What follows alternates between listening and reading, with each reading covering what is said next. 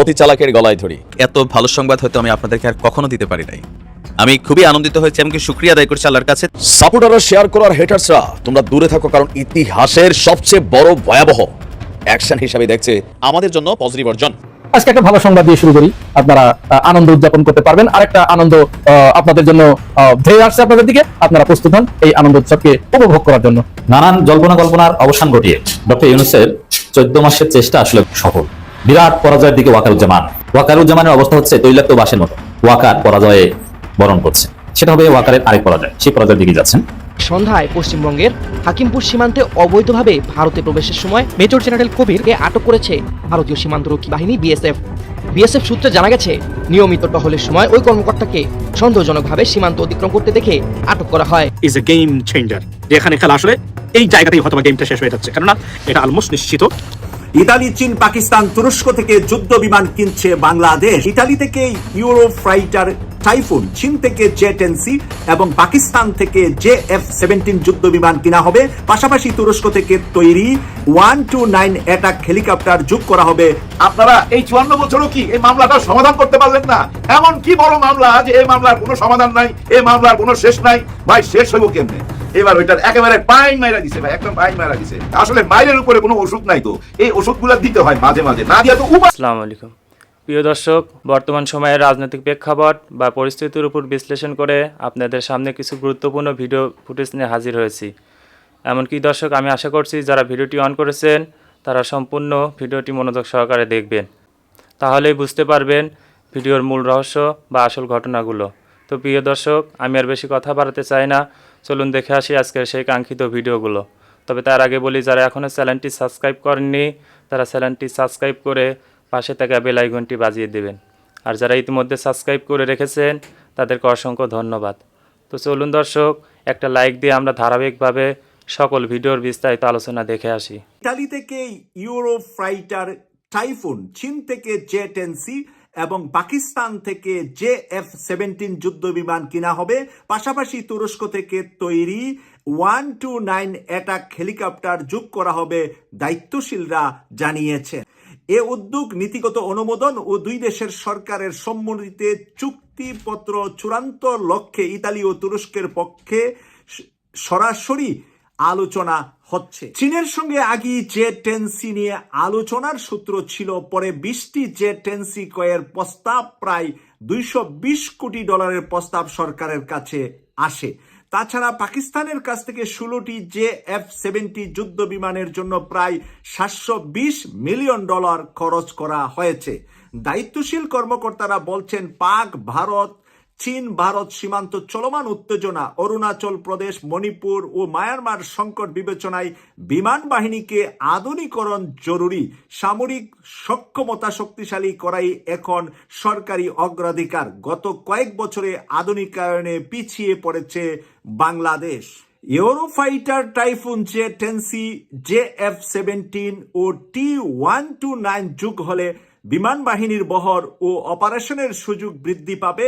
এটি দেশের আকাশ প্রতিরক্ষা ও সার্বভৌমত্ব রক্ষার মতো জাতীয় স্বার্থে গুরুত্বপূর্ণ ভূমিকা পালন করবে। ডক্টর মোহাম্মদ ইউনূসের খেলা মাত্র শুরু হতে একটু সময় লেগেছে, আমরা জানতে আর একটু সময় লেগেছে। ডক্টর মোহাম্মদ ইউনূস তলে তলে কি করছেন বাংলাদেশের জন্য। উনি চলে যাওয়ার পরে 5 বছর পরে, 10 বছর পরে, উনার মৃত্যুর পরে আমরা উনার কবরের পারে গিয়ে সেলুট জানাবো যে এই বাংলাকে দক্ষিণ পূর্ব এশিয়ার মাঝখানে একটি শক্তিশালী বাংলাদেশ গঠনের জন্য যে উনার কি ভূমিকা, তা আজকে প্রকাশিত হলেও বাস্তবায়ন হতে আমাদের আরো 2-3 বছর সময় লাগবে। এই 2-3 বছর পরে যেই সরকারি বাংলাদেশে থাকুক, তারা এমন শক্তিশালী সরকার হবে বাংলাদেশে, আশেপাশে দেশগুলা আসা আর যাওয়ার পথে শুধু সেলুট মারবে এভাবে। কারণ বাংলাদেশকে সেলুট মারার অবস্থায়, বাংলাদেশকে ধারণ করার ক্ষমতায় নিয়ে ওই পর্যায়ে রেখেই ডক্টর মোহাম্মদ ইউনূস বিদায় নিবে। কারণ পাশের দেশকে বুড়ো আঙ্গুল দেখিয়ে উনি শুরুতেই বলেছিলেন, আমার দেশের ভিতরে যদি আপনারা ঝামেলা করেন, আপনাদের 7 সিস্টার শান্তিতে থাকবে না। ওই কথাটা মাঝখানে একটু ঢিলে পড়ে গিয়েছিল বলে আমরা মনে করেছিলাম, কিন্তু আজকের প্রকাশিত 4টি দেশ থেকে শক্তিশালী যুদ্ধ বিমান, যুদ্ধের হেলিকপ্টার সহ শক্তিশালী চায়নার যেই অস্ত্র দিয়ে ভারতকে খান খান করে দিয়েছিল পাকিস্তান, 5টি ভারতের হাই মানে পাওয়ারফুল হেলিকপ্টার যুদ্ধের বিমান ধ্বংস করে দিয়েছিলেন পাকিস্তান, সেই চায়নার কাছ থেকে আমরা সেই অস্ত্রগুলাই কিনতেছি বাংলাদেশের জন্য। তাহলে পাকিস্তান থেকেও আমরা কম পিছিয়ে থাকবো না, আমরা ভারত থেকে অনেক দূর বেশি এগিয়ে যাব, কারণ আমাদের বন্ধু দেশ এখন চায়না, আমাদের বন্ধু হয়েছেন এখন নতুন করে ইতালি, তুরস্ক আমাদের পুরাতন বন্ধু দেশ, পাকিস্তান আমাদের পুরাতন মুসলিম বন্ধু দেশ। তাই তুরস্ক পাকিস্তান এই দুইটা দেশ আমাদেরকে বাংলাদেশকে শক্তিশালী করছেন। তৃতীয় বৃহত্তম এই দেশটিকে মানে লেভেল, পৃথিবীর লেভেলে, অর্থনৈতিক লেভেলে আমরা আছি তৃতীয় স্থানে। এই তৃতীয় স্থানের দেশটিকে স্বনির্ভর একটি শক্তিশালী দেশ এখানে যদি তৈরি করা হয়, তাহলে ভারত সহ মায়ানমার সহ অন্যান্য দেশগুলা সবসময় বাংলাদেশকে মূল্যায়ন করতে বাধ্য হবে। আজকে বাংলাদেশের উপর যেরকম রাজনীতি চাপিয়ে দেওয়া হয়, আমাদের সন্তানরা যেরকম পাশের দেশের খুনিদের হাতে খুন হয়, আমাদের বর্ডারে যেরকম ফেলানির মতন অনেকে টাঙ্গিয়ে রাখে, এই অবস্থাগুলা আর করার সুযোগ থাকবে না। পাশাপাশি বাংলাদেশের এই অবস্থায় যখন যাবে, আন্তর্জাতিক মানের পর্যটন, আন্তর্জাতিক মানের শিল্প কলকারখানা বাংলাদেশে গড়ে উঠবে, যে এই বাংলাদেশ শক্তিশালী বাংলাদেশ, এই বাংলাদেশের ভিতরে তারা যে বিনিয়োগ করবে, বিনিয়োগগুলা অন্য কোনো দেশ এসে নষ্ট করে দিতে পারবে না।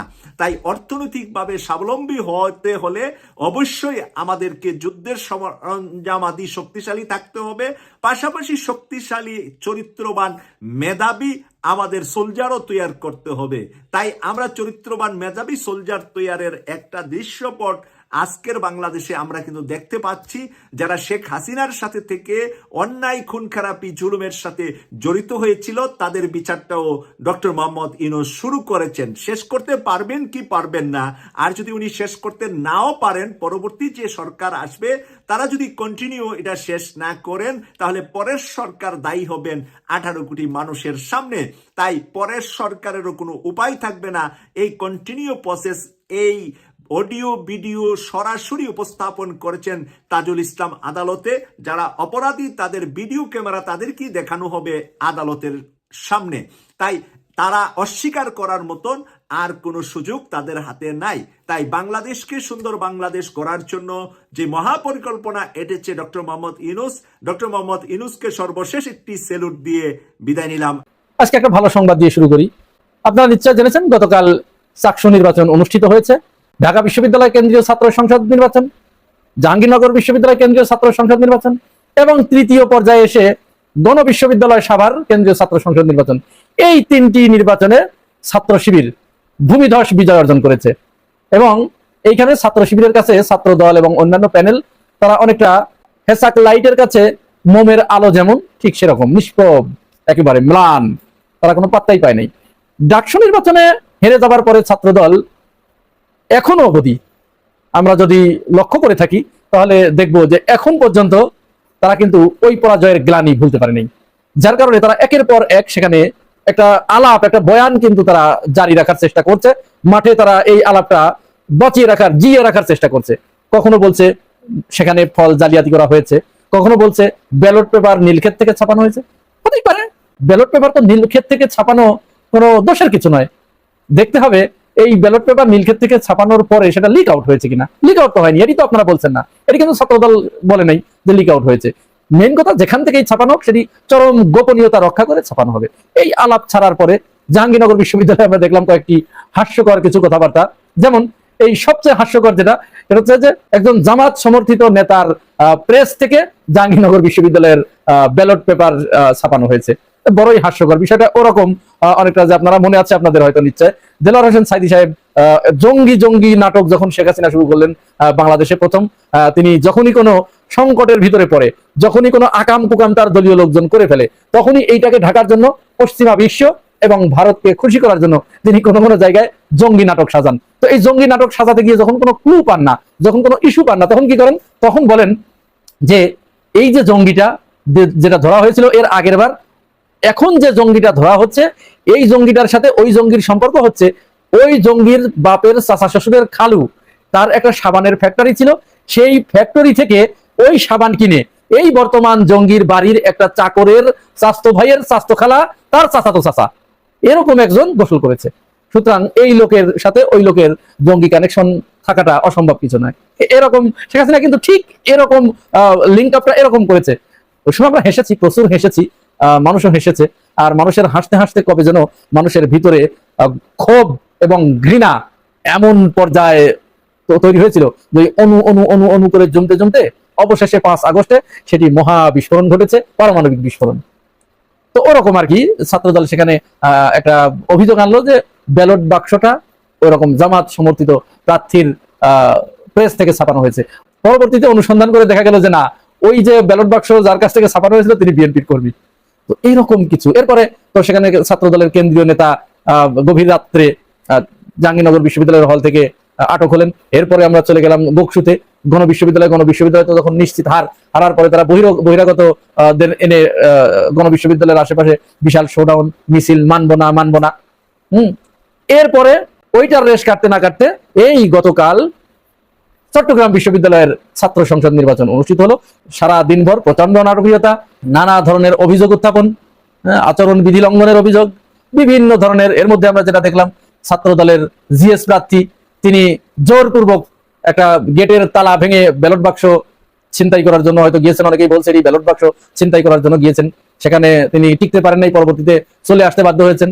তারপরে এজিএস প্রার্থী তিনিও এক জায়গায় অনধিকার প্রবেশ করেছেন, আচরণ বিধি লঙ্ঘন করেছেন। পরে এক শিক্ষক এসে তাকে হাত জোর করে বলছে, আপনাকে সকাল থেকে আপনি ডিস্টার্ব করছেন, আপনাকে নিষেধ করা হচ্ছে, আপনি তারপরেও এখান থেকে বের হচ্ছেন, আপনি দয়া করে এক্ষুনি বের হয়ে যান। এটি আমরা দেখেছি। আমরা কিন্তু এই সমস্ত জায়গায় ছাত্র শিবিরের বিরুদ্ধে এই ধরনের কোনো অভিযোগ আমরা পাই নাই। ভাই এরকমই তো হবে। অভিযোগ কেন আসবে? একটা শান্ত শিষ্ট একটা নির্বাচন হবে, প্রার্থীরা ভোট দিয়ে যার যার জায়গায় অবস্থান করবে, যারা ছাত্র শিবির করছে। ছাত্র শিবির তো এই মডেল দেখাচ্ছে, তারপরেও কেন শিখছে না এই ছাত্র সংগঠনগুলো আমি বুঝতে পারছি না। এখান থেকে শিক্ষার অনেক কিছু আছে। তো ছাত্ররা এখন চরম সচেতন, জেনজিয়েরা। সেই সোর্সে বলা যায় যে আপনারা আজকের ভিতরেই, আমি যখন এই ভিডিও পাবলিশ করছি তার অল্প কিছুক্ষণের ভিতরেই হয়তো চট্টগ্রাম বিশ্ববিদ্যালয়ের শিবিরের যে সমস্ত নেতৃবৃন্দ আছে, শিবির প্যানেলের জন্য আপনারা আনন্দ উদযাপন করতে পারবেন। আরেকটা আনন্দ আপনাদের জন্য ধেয়ে আসছে আপনাদের দিকে, আপনারা প্রস্তুত হন এই আনন্দ উৎসবকে উপভোগ করার জন্য। বিরাট পরাজয়ের দিকে ওয়াকারুজ্জামান। ওয়াকারুজ্জামানের অবস্থা হচ্ছে তৈলাক্ত বাঁশের মতো, একটু ওঠেন আবার নামেন, একটু ওঠেন আবার নামেন। জনগণের চাপ তো আছে, জনগণের ভয় প্রচন্ড। একটু কথা বলেন ভালো ভালো, মানুষ প্রশংসা করে, আবার তলে তলে উল্টা। অভিযুক্ত সেনা কর্মকর্তাদের বিচারের বিষয়টাকে স্বাগত জানান, আবার পর্দার অন্তরালে ইউনুসকে চাপ দিয়ে বিচারকে বাধাগ্রস্ত করার জন্য সাবজেল আদায় করে নেন। সাবজেলের যে কাহিনী, ক্যান্টনমেন্টের ভিতরে একটা বিল্ডিংকে জেল ঘোষণা করে সেখানে রাখবেন, ওটা বিচারকে বাধাগ্রস্ত করা। আপনার ঠিক মতো ট্রাইব্যুনালে তাদেরকে হাজির করবেন না, বলবেন জ্বর হয়েছে, ডায়রিয়া হয়েছে, মাথা ব্যথা। এরকম করে করে আপনার দেখবেন যে ইউনুসের মেয়াদটা যাক, তারপর আবার কিসের বিচার। এরকম ধান্দা আছে, আমরা জানি। এগুলো সব ওয়াকারুজ্জামান করছেন। আবার সাবেক সেনা অফিসারদের অনেককে মাঠে নামিয়েছেন, তারা প্রেস কনফারেন্স করেছে।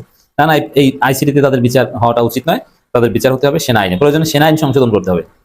কারণ গুমের অপরাধের বিচারের কোনো বিধান সেনা আইনে নাই। এখন অনেকে বলছে যে প্রয়োজনে এটা অ্যামেন্ডমেন্ট করতে হবে, তারপর আইসিটিতে বিচার হওয়াটা ঠিক না। নানান ফন্দি ফিকির করছে। আমি আশা করছি সম্পূর্ণ ভিডিওগুলো মনোযোগ সহকারে দেখেছেন। সেই সাথে ভিডিওর কোনো তথ্য বা মতামত থাকলে কমেন্ট বক্সে জানিয়ে যাবেন। আজকের মতন এখানে শেষ করছি, ফিরে আসছি আগামী দিনে অন্য কোনো টপিকস নিয়ে। সে পর্যন্ত ভালো থাকবেন। আল্লাহ হাফেজ।